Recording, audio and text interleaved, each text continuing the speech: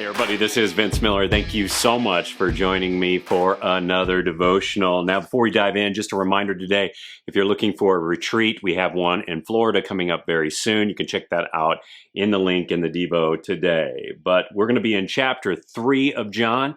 I'm going to read verses 20 through 21.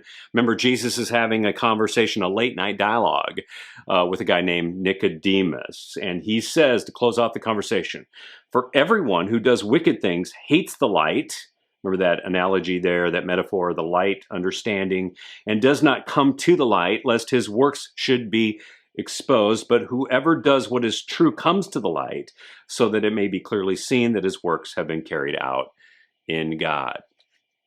So fellas, in this life, some people live in intentional ignorance. They would rather not know the truth because knowing the truth would make them culpable, which would mean that they would have to change because, well, they're wrong. And over the last couple of years, there's been a lot of this going on all over the world. We have seen it play out, haven't we? We know it's true. Government, education, politics, businesses, media, even sometimes the church, they turn a blind eye to certain issues. And we, the people, we know this is happening because, well, we have done it too. We've turned blind eyes in our own lives to things like repetitive sin or maybe problems in our marriage and maybe outstanding issues at work. And why? Well, because knowing and dealing with the truth is hard work. So we prefer to live in bondage under a system of lies because, well, it's the path of least resistance at the present. But in contrast, Jesus describes here that there's another man.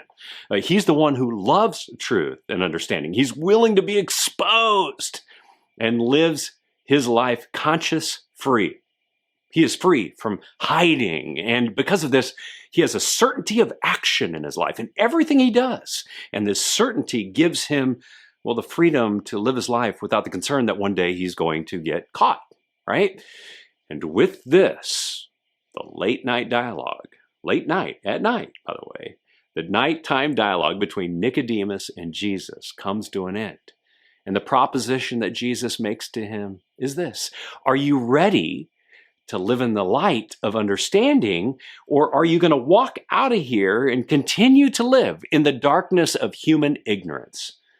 And Jesus, the man who is the light of the world, is sitting across from him, offering him the invitation. And this is something that Jesus offers to every one of us, fellas.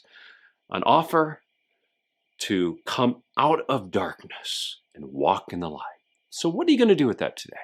What do you need to bring into the light today so that you can live conscience free?